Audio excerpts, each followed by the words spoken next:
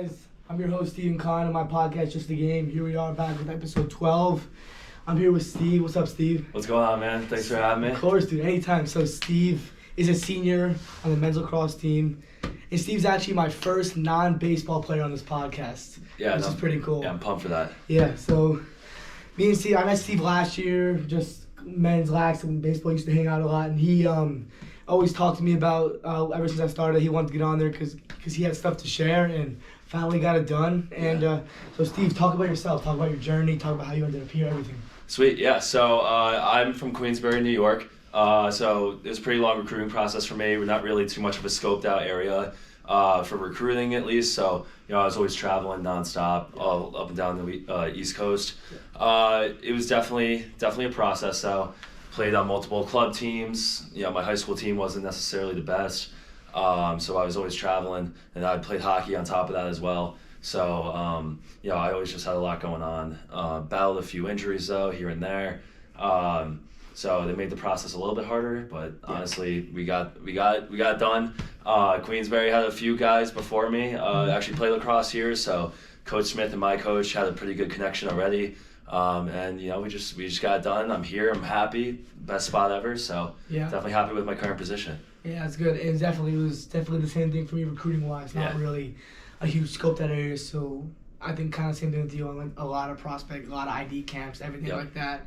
So talk about your first couple years. Talk about, because I haven't really followed up with like how you guys did your freshman year, sophomore year, everything like that. So talk about how you guys were as a team and everything like that. Yeah, so honestly, our team has definitely like evolved over the past 4 years. But our biggest thing that we really focus on is family.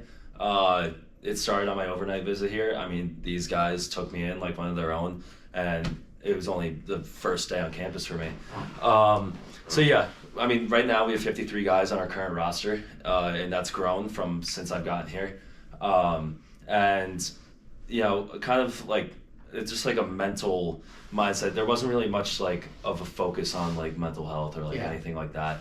It was kind of just like everyone just kind of going at it. The classes were kind of sticking to their own. We weren't too tight with a bunch of our seniors. We had a few that took us in like family, for sure, but definitely not what we're trying to embrace now. It's been super cool to actually see the team evolve over these 4 years, but starting right off the bat as a freshman though, coming in, our recruiting class was relatively small, only 10 guys, which probably sounds like a lot still, but it's really not. We never really left anybody's side. It was always, if there's one freshman, all 10 of them were there, which I thought was really cool because, when I was doing visits at other schools, it definitely wasn't like that. A lot of grades, they just split up, groups of friends sticking with each other.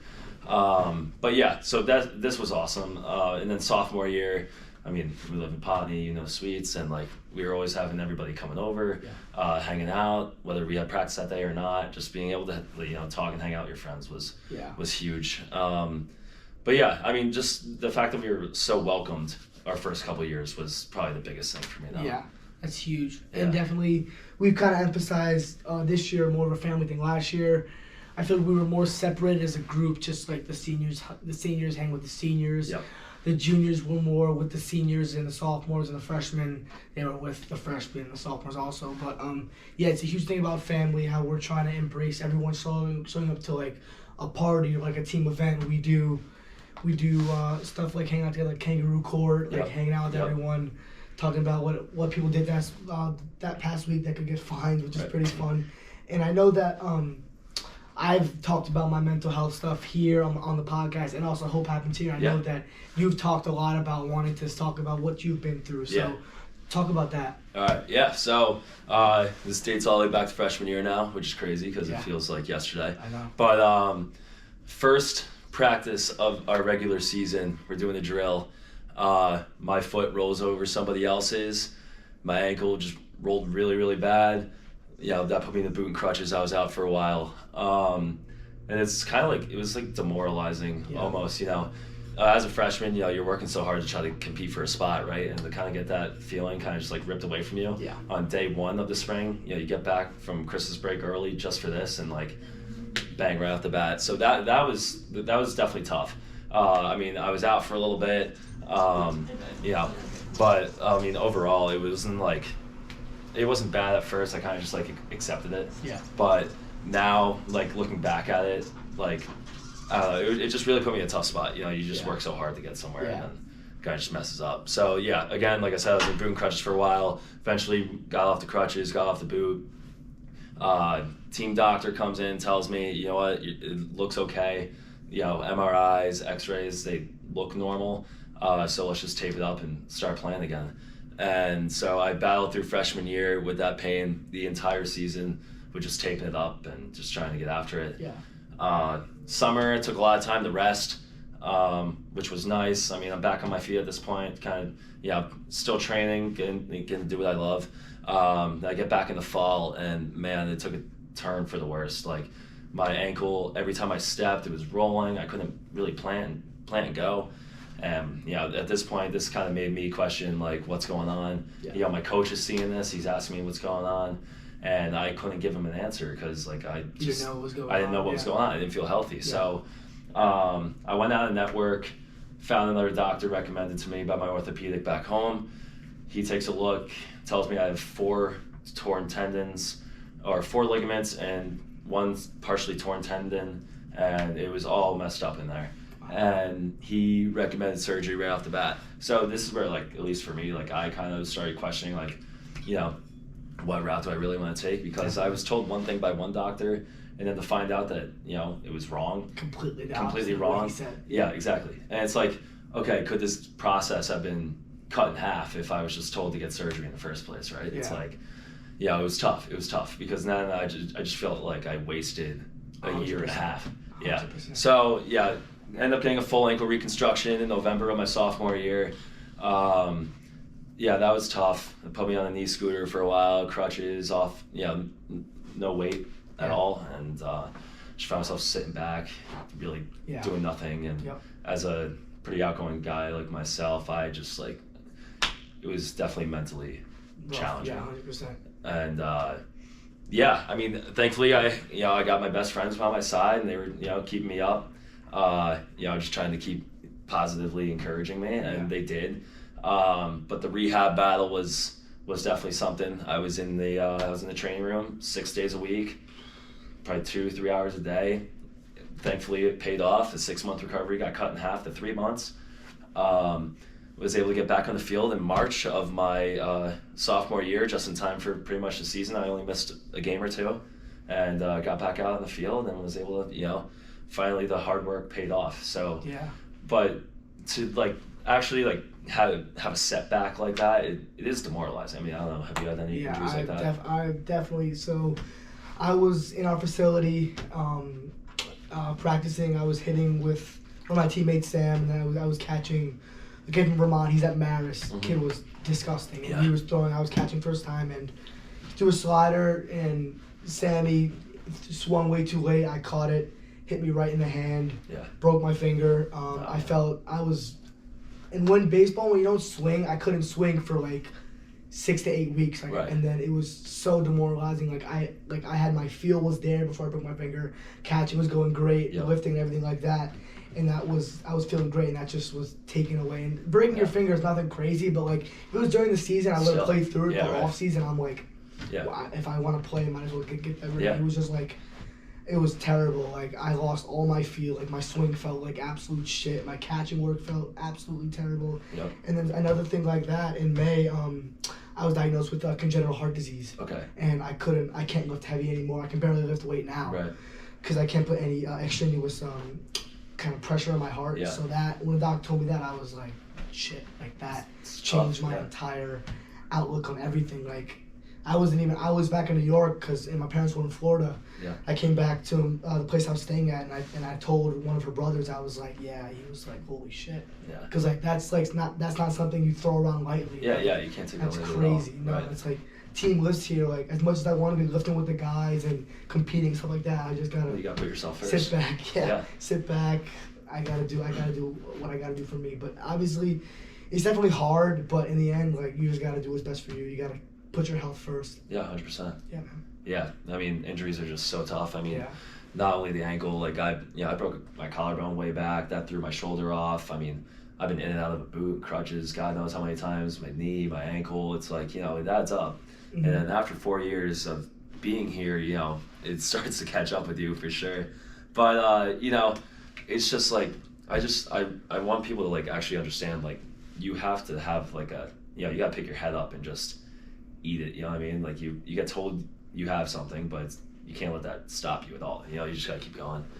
And that's probably what I took to the heart like the most was like, okay, I'm having a physical setback right now, but I can't let it beat me up mentally as well, right? And I guess that was my biggest thing. I mean, even though I was battling like physically like so hard every day in the training room and on the field, just trying to get back, slowly but surely, from just doing little ankle movements to sprinting again for the first time. It's like, it's not a sprint, it's a marathon, right? So it's just so important that you do the little things every day that lead up to you finally getting your reward, which is getting back on the field. And that was like hard work pays off. Like if you take it too lightly, then you're never gonna get back to 100%. I'm going through that right now. My arm is based off what my PT guy told me, I have a rotator cuff and a labrum issue right now. So I'm doing PT every week. I'm in the training room 3 times a week, trying to do all the arm care I can to play this season because I do need.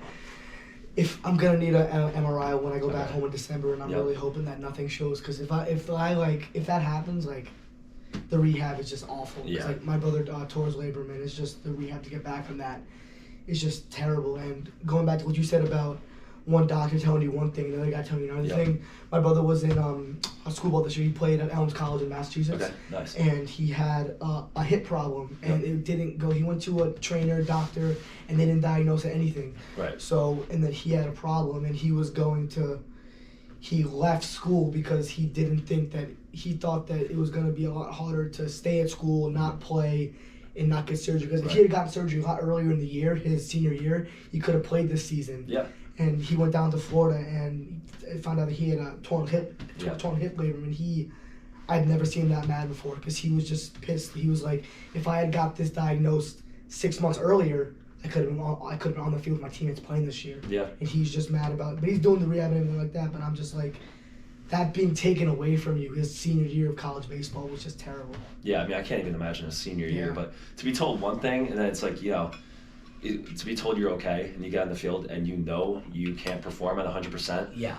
But you don't know why is like, it sucks. Like, it was just beating me up every day because like, I knew I could perform better, but now I just have this massive setback because every time I get out on the field, I can't actually like practice how I want to play, And then it's like, it added up. And then, it was like a year and a half of like me trying to get back to 100%.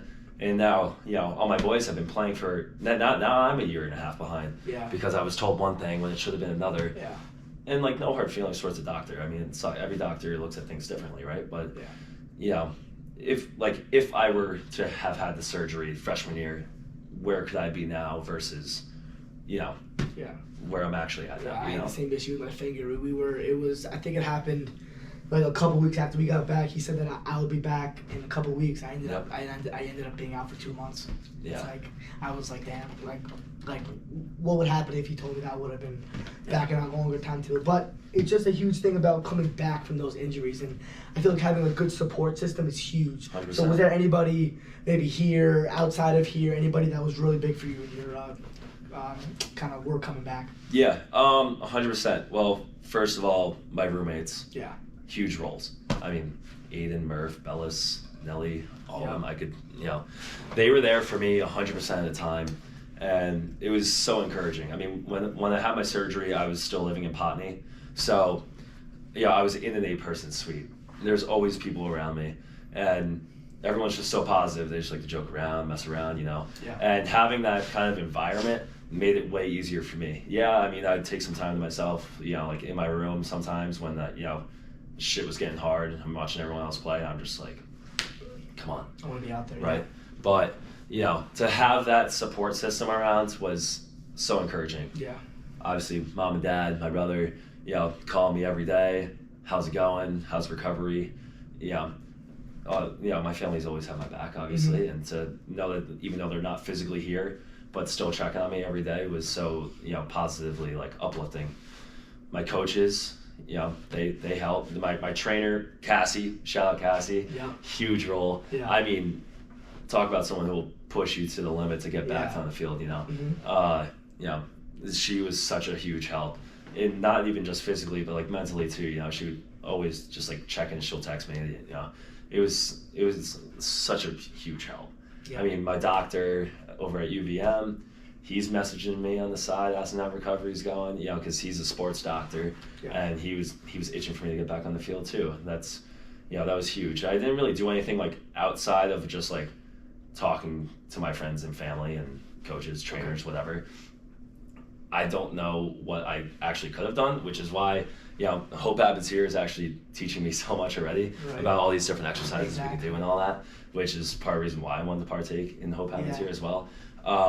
But yeah, I mean, there's so many resources out there now, you know, you can just look stuff up and like just try to create a routine for yourself. 100%. But friends and family, the physical, emotional support that you're able to get from them was definitely like, that's going to be your biggest role. Yeah, that's huge. Yeah. And going off injury, when you're injured, you can be as part of the team as you want, but in the end, you're kind of separated because you're injured. So I learned something this summer from one of my boys who I played with in Miami. He said that you got to make an identity outside of your sport, so baseball and lacrosse. Yep. So was there anything that you did outside of lacrosse that kind of helped you kind of like keep yourself who you are, not have to change just because you were injured? Yeah, I mean 100%. I mean, I'm trying to think. I mean, I just really, I mean, outside of lacrosse, I mean, I'm a huge sports guy, big hockey fan, big football fan.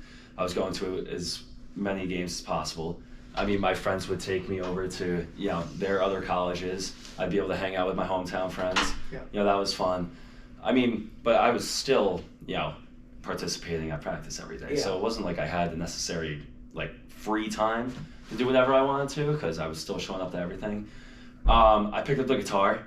That was cool, you know. That's something. I've been learning a lot on that, and honestly, I love it. It's so much fun. I still play it to this day. The guitar never leaves my room. I just go back, strum a couple chords. You know, it's a good time. Yeah. But I mean, all my hobbies are really physically demanding. Yeah. So to kind of like look outside of that box, I guess, and try to find something else was definitely difficult for me. Yeah. You know, I mean, like, I don't like to read or like anything like that. You know. Yeah. I mean, I guess it was really just like video games, guitar. Yeah. But at the same time, I mean, I was still like going to the gym and working out outside of lacrosse. So just, I mean, I couldn't really do anything with my legs. Gotta keep yourself sane somehow. Yeah, you gotta keep yourself in shape a little bit. So, you know, just still being able to hit upper body was still nice because, you know, being able to, you know, you get told you can't actually like practice or play or what, you know, the physical part of my life kind of gets ripped out for a portion of time, and to be able to still find the gym and be able to do that stuff definitely helped. So for me personally, there was one defining moment that switched my whole mindset for me. It was this summer. I was playing like absolute fucking dog shit, and one of my teammates, I was pissed off. Like I was not playing to my capability. He said to me, "Yo, like it's just a game, bro." I'm like, "Yeah, damn, like that." 100%. Flipped my entire mindset because it really is just a game. Like there's so many other things that are more important than baseball or lacrosse. Even though we try to make that our whole identity. For most of us, after these 4 years, you gotta go get a job, and unfortunately, you gotta work and make money. But was there that one moment for you that kind of flipped the switch for your whole mindset? Yeah, I mean, 100%. There were a couple times I was having some rough patches and was really beating myself down. Ethan Hughes and Cooper Wilson, those two dogs, love them to death. But they came to my room one day and they just told me like, it's not supposed to be easy. And this was a time where I was beating myself up, kind of like how I was talking about earlier, where you gotta have that positive encouragement. Yeah. Those two came in and they were like, dude, it's gonna be a long road. Like, I mean, these were two separate occasions that I talked to Cooper and Ethan, and we've talked about a million things before. They probably don't even remember because it's such like I felt like it was a little conversation. Yeah. But like them just being able to like positively like encourage me, and just like it's a little reminders of them just being like, you'll get back eventually, but like, do it with the boys around you, and just keep working hard, and eventually you'll get back to where you want to be. But it's not supposed to be quick. It's a marathon. Yeah. And Cassie told me that all the time too. She was huge on that, and it took me a while to accept that, I guess. But once I got my head wrapped around the fact that like I accepted that it's going to be a long process. I just went into every little recovery session or whatever else I could do to get myself back on the field with like 110% energy. Well, yeah, because naturally we want stuff to go fast and Right. get it done quick. But Yeah. turtle wins the race. The rabbit does not win the race. That's right. And it's been a huge thing for Hope Happens Here, for me personally. I think for you too. It's just knowing people out there have the same struggles that you do. 100%. Same thing with this podcast. Like I started it because I thought that I was all alone with stuff that I was doing, but I realized that there are people asking me to be honest that I have talked to maybe only a couple times that are actually like going through the same thing, and it's like that really flipped the switch for me that damn, other people have the same problems as I do, and I'm not alone. Yeah. I mean, I definitely did not even think about mental health or anything like that until this year, I guess, or really with my injury.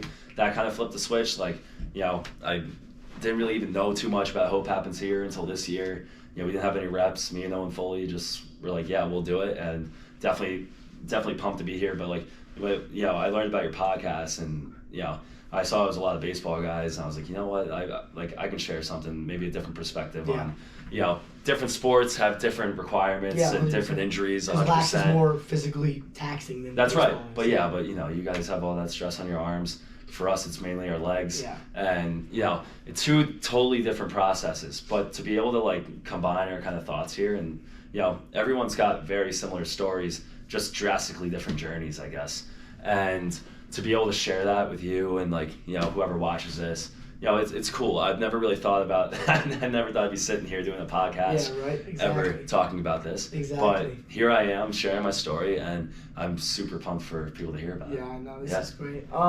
So how you guys looking this year? How you guys team everything good? Yeah, got 18 freshmen joined our team this year. Crazy. So definitely a younger group. We got a lot of young guys getting minutes, and I'm pumped about that. Yeah. But yeah, drastically different team. We also lost a lot. So we're kind of like accepting a new style of play, but at the same time implementing what we were doing last year. You know, I think we're going to be projected to do very well this year. Lost some of your best players last year from the senior class. Yeah, I mean, Seb, all those guys. But Huey, all those guys. It just matters about how you're going to bounce back from losing some of those guys. Yeah, that's right. I mean, we're just going in there every practice with a positive mindset. Yeah. You know, I feel like it always goes back to mindset. But, you know, just being willing to accept the fact that those guys are gone, new guys are here. It's going to look a little different, but, you know, keep those same goals has been kind of what we've been rolling with.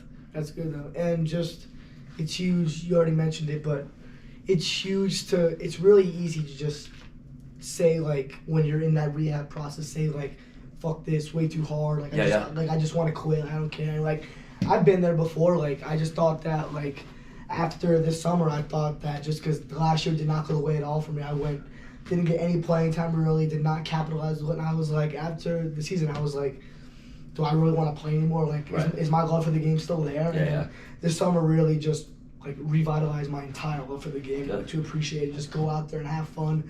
I actually just got a custom glove. Shout out Tater. It says "Have fun" on the thumb. Let's go. So I feel like that is a huge reminder for me that is really just to go out there and have fun. And a quote that I live by every day: "Be where your feet are." It's the background of my phone. Nice. Stay in the process. Don't worry about the results. Worry about staying in the process. Was there any kind of quote or like or even like a music song or a video that you go by that you like live by and go by? Let me bring up the miracle speech for you. Ooh. All right. Great moments are born from great opportunities. Listen, man, I can watch that movie 1,000 times. Shout out Gavin Prout. Shout out Gavin Prout. We can recite that whole thing. My God. But no, like that movie just fires me up. Oh, there's something about it. This morning. Yeah, there's something about that movie though. But no, like they're underdogs, right? And for them to go in and beat the Soviets, huge. One of the greatest sports moments in history. You know, that's one thing that our team kind of embraces is like, no matter who we're playing, go in thinking that you're the underdog. You have to work harder than they are, adapt that mindset, and you know, I can watch that movie at 5:30 in the morning before our 6 a.m. practices and just watch the speech, and it can fire me up. Yeah. So yeah, definitely that.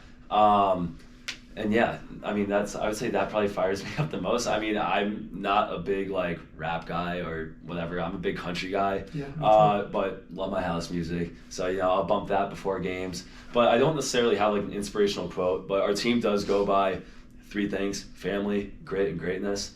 those are like our three like motives. Okay. You know, you got to be able to, you know, one big family, 53 guys, one family at the end of the day, right? Love that. Grit, 110%. You're diving for ground balls, and you know, you're shooting at 110%. Like you're outworking every other player that's on the field.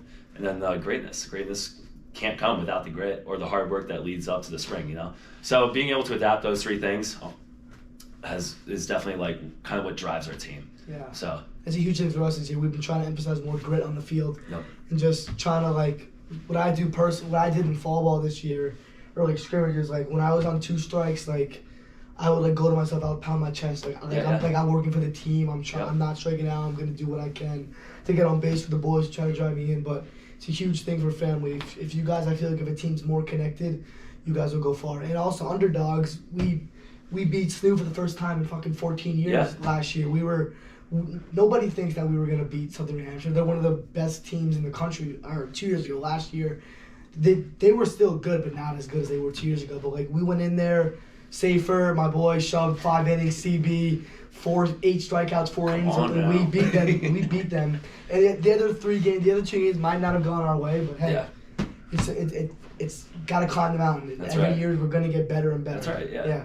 I mean, if you can't accept that, then why are you even playing? This year, Franklin Pierce. Got to be Franklin Pierce. That's right. And AIC, we're coming for them. 100%. Yeah. For us, it's always Assumption. Yeah. Assumption's our big rivalry game. We have a ton of beef. Mm-hmm. But it's those like awesome moments that define your career. Though, like that's something like when you look back at a season, you're like, damn, I beat SNU. Yeah. Or for us, it was like sophomore year, we beat St. A's when they were ranked 3 in the country. Ooh. Like that was like that was massive. You look back at those moments and you're like, this is why I'm here. That's sick. Right? Yeah. And just to be, and those moments also drive you to work harder so you can have more of those moments in the future too. Yeah, you know what I mean? Like this year, we're striving, for playoffs, right? Like that's always the goal. But like you look back at those games and you're like, this is why I'm here. This is why I'm pushing myself every day, whether it's at 6 a.m. or 10 p.m.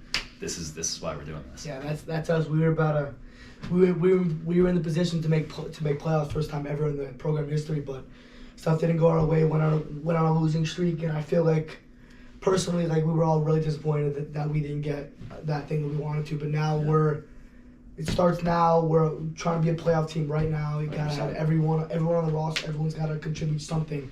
Try to get to be the first playoff team in program history. Yeah. Yeah. I mean that's where we're at. I mean we made playoffs our sophomore year. It was great. I mean, we ended up losing in the first round, but big step for the program. Last year, we did not make the playoffs, and that was tough. I mean, we were a team, came out hot, 5-0 start, 6-0, I think. 5-0, and then we hit the NE10 play. NE10's no joke. You're playing top five teams in the country like every other week. Yeah. So, to be able to make the playoffs one year, and then when you think it's going to go your way again and it doesn't. I mean, obviously sucks, but, you look back and you realize, like, thankfully I'm a senior this year. I have another shot to turn it around. And, I think we really do have the team this year to make playoffs. Like, I have so much faith in our team. Ben Riggs, Taylor Zinski, our captains, leading us in the battle. They fire us up every day. They're huge parts of our program. The leadership that comes with leading a team, especially of 53 guys, is so important. So I definitely give them the props. 53 guys, that'd be easy for some guys to straggle away because 100%. Fucking 53 guys. We have 38, which is still a lot. Still a ton, Not as much as 53. So it's really important of staying like connected with each other and even hanging out, like even just going and get like Alio after team lifts, Alio Thanksgiving, having everyone there and everything like that. That's huge. Yeah, I mean, like I said, 53 guys, one family, right? We're still doing everything together. I mean, I have freshmen on our team walking to our house just to like hang out, and I think that's an aspect of a team that a lot of teams need to start embracing. It's like, you're with your senior class for 4 years, but like take in the freshmen when they come in, then you can teach them and kind of get them in that mindset of like, okay, this is what we built. Now you guys got to keep it rolling. Yeah. And that's so important, especially on a teams our size. Right? Like you said, it's easy for someone to just get left off in the dust. Yeah. Sorry, being able to talk to everyone every day is so important. Yeah, that's huge. It's huge for us, and I'm looking forward to it. I'm excited to get back after Thanksgiving break or Christmas break. Yep. Even though it's a grind, definitely 6 days a week, but you just gotta love it because then we got Pennsylvania in February, then we got Florida going down in March. So gotta do definitely better in Florida than we did last year. But I'm excited, dude. The season's just hanging out with the boys like all day long. Besides class, like you're with your teammates all the time, and that's what I love right there. 100%. Yeah, I mean we're heading down to Maryland.